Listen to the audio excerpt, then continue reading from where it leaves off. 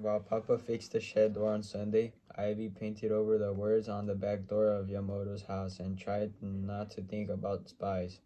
Papa said that Yamoto's future was tied to their family's future, so if someone proved Yamoto's were spies, Papa would be out of work and they would have to move again. Maybe someplace not nearly bright with possibilities like being an orchestra or owning a house. Later, as she laid out her clothes for school, spies kept popping into her mind. What did spies wear? Black clothes? Or did they dress like regular people during the day and save their spy clothes for nighttime? When they did their spy work, would clothes be evidence? Ivy slept fitfully and woke up much too early on Monday morning, but she wasn't nearly as nervous. As she was on the other first days of school. At least she wouldn't have to worry about finding her way around or where to stay at lunch or who she might play with at recess. Susan would be there. Mama walked with Ivy to the end of the drive and waited until the school bus whizzed to a stop. Ivy kissed her goodbye and climbed up the steps. Susan stood grinning and waved her over to her seat. Ivy scooted down the aisle and slid next to her. Hi, said Susan, squeezing Ivy's hand. Are you nervous? Excited? She said, I'm glad we're together.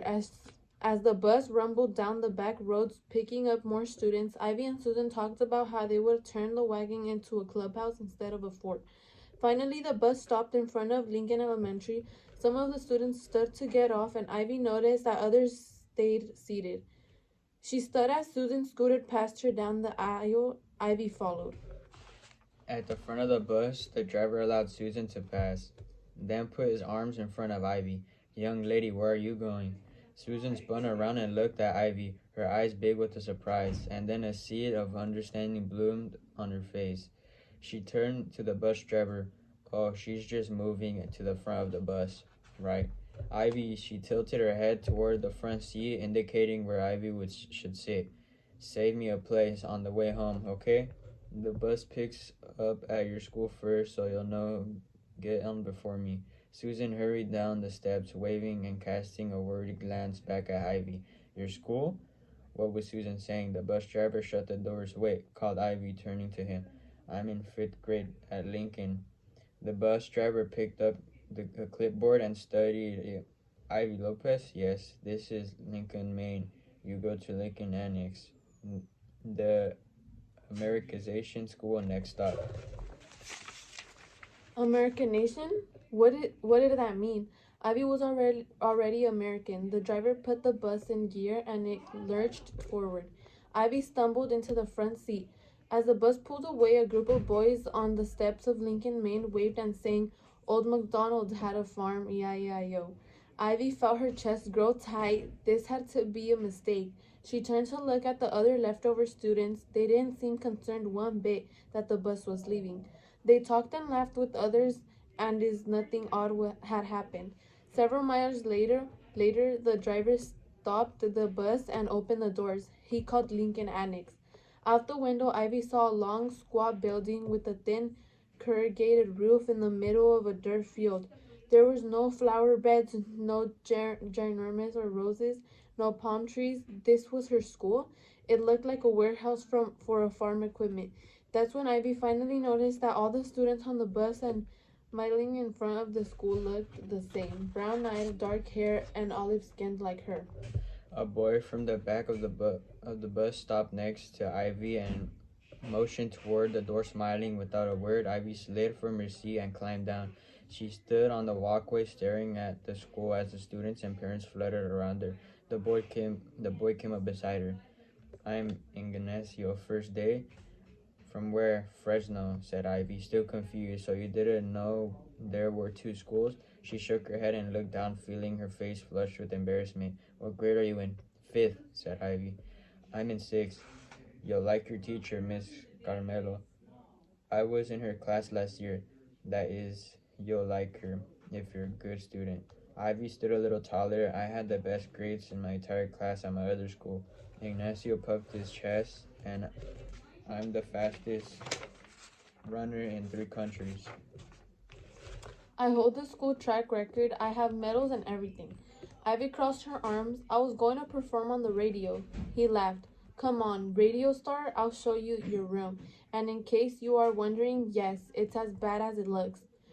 But we can go to Lincoln, Maine after school if we're in sports or music. She followed him inside. But I'm already American and I already speak English. Me too. But then why are we here? He shrugged and pointed to the end of the hall. Room 16. See you around. Ivy glanced into each classroom until she came to her own.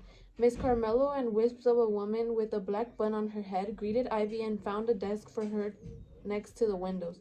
Ignacio was right. She was nice, but she didn't let students work ahead. All morning, every subject Ivy finished before the others and sat with her hands folded on the desk, gazing out onto the empty field. Why hadn't Susan told her about the two schools? She'd acted as if they would be in the same class, hadn't she? She said they'd see each other every day. Had she meant only on the bus? At the outside lunch tables, Ivy sat by herself, looking onto what they called the playground.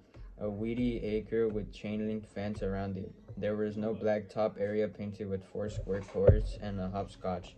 No grass, no backstop for baseball and kickball. Beyond the playground was an egg farm. Chickens peeked and clucked beneath row upon the row elevated coops. Chicken feathers littered both properties. No wonder the boys at Lincoln, Maine sang Old MacDonald. Ivy pulled the harmonica from her pocket, bopping to play it, reminded herself she was someone. She blew the chord and felt a speck of determination, a tiny spark of courage, until the wind shifted. The smell from the egg made her stomach turn, and she thought she might gag. She put away the harmonica. All afternoon, Miss Carmelo received English for those who didn't speak it well. Ivy thought she might fall asleep from boredom. But she answered every question correctly when she was called upon and finished the worksheets within minutes. At the end of the day, Miss Carmelo called Ivy to her desk. Dear, you speak English very well. I don't think you need this review every afternoon. No, Miss Carmelo, I was born in the United States. I speak English perfectly. Yes, I see that. I think you would be better served elsewhere. Relief flooded over Ivy and she gushed, Thank you, Miss Carmelo. I knew there was a mistake and I was in the wrong place. Miss Carmelo nodded. How would you like to go down to the third grade class and help with the younger children each afternoon? Miss Alipsko is a desperate need of translator. Ivy frowned. A translator? I thought you were sending me to Lincoln, Maine. Oh heavens no, dear, that's not possible. You would help teach the little ones English. You'd be a teacher's assistant. Would you like that? It seemed redundant for you here. You could start tomorrow after lunch. Feeling her face redden, Ivy nodded and went back to her seat. She felt a tremble of angry tears trying to rise and push them down. She stared out windows again, wondering about all the things she might be doing in afternoons. If she went to Lincoln, Maine, all that she was missing, she didn't know what those things were, but she was sure they were far more interesting than helping in third grade class. After school, as Ivy walked from the building, someone handed her a join the orchestra flyer with information about the orientation meeting on Thursday. She stuffed into her pocket. In the line for the bus, she watched the young man ride by on a bicycle, pedaling fast. His white shirt sleeves were rolled up, and his blue pants were tied at the ankles with string so as not to get caught up in the spokes. He wore a blue cap with some sort of emblem, and a leather pouch was slung across his chest. If only she had a bicycle she could ride to and from school, so she didn't have to suffer the humiliation of the bus and hear the taunts of the Lincoln, Maine students. When she boarded, a small girl, maybe a kindergarten, sat next to her. Ivy didn't even try to save the spot for Susan. At Lincoln, Maine, the students filed on holding the same flyers. Ivy caught Susan's worried eyes searching for her, but she just nodded to her seatmate and shrugged. The entire way home, Ivy stared out the window. Why hadn't someone, Susan, Miss Werbertina, Guillermo told Ivy or Mama or Papa about the two schools? Didn't they know things were different in other parts of California? Didn't they know this was humiliating? Again, she fought back tears. When Ivy walked down the aisle to get off the bus, Susan said, "Bye, Ivy. See you tomorrow." "Bye," she said without meeting her eyes too, embarrassed to see Susan's feeling sorry for her. She climbed down the steps to the road. She had never been more grateful for a door closing behind her or the sound of the bus pulling away. The moment she saw Mama standing halfway down, the driver smiling with her arms open welcomed her home. All of Ivy's pent-up emotions brimmed as she burst